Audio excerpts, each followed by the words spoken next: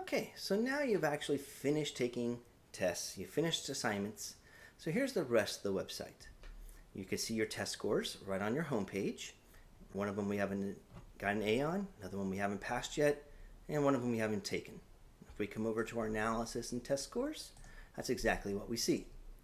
Protein synthesis, we got an A. Systems interaction, we haven't passed, and we haven't even taken the homeostasis. So, also on the home page, you'll also notice your badge. The badge is based upon participation points within the website, and the more you participate in the website based upon this information, the higher up your participation points, and the website will automatically upgrade your badge based upon those points. The higher the badge, the more points you'll get because there's a multiplier. Also, at the very top, you'll notice you can send messages to your teacher. The benefit of sending these messages is right when you're doing the assignment and you start getting a question, if you don't actually ask the question then, you might forget it. So right here, immediately you can ask a targeted question based upon something you didn't understand. It could be a test question, it could be a concept in the video or the notes. This is a great way of communicating with your teacher so you won't forget it. Over here on the right, you'll notice that it has old questions you've already asked. The 3 dots basically means the teacher hasn't replied yet. The teacher can send announcements to the whole class. You can see them here. Down at the bottom, you could change your avatar.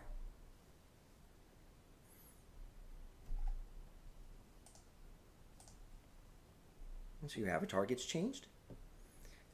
And over here, you can add a conceptual model. Now, these conceptual models is based upon one of the assignments. So you pick one, say protein synthesis. And at the bottom, we have vocabulary words for that unit.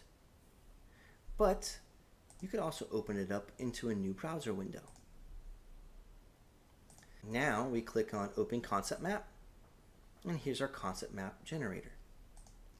So we have these main ideas, the vocabulary words, and you could use those in there. So like central dogma, we can add in a subtopic like transcription. We could add another subtopic like translation.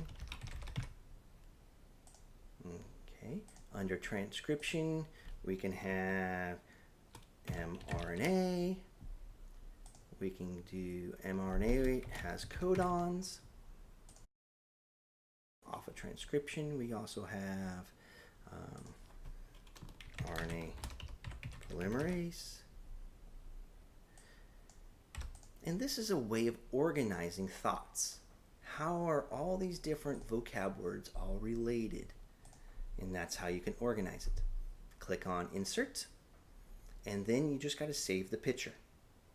What's cool is this picture is saved to the website.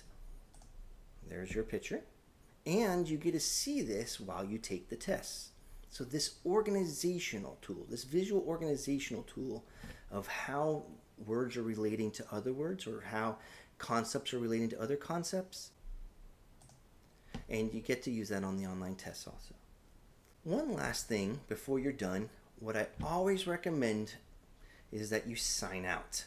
Either you click on sign out right here, or you come up here to go to sign out.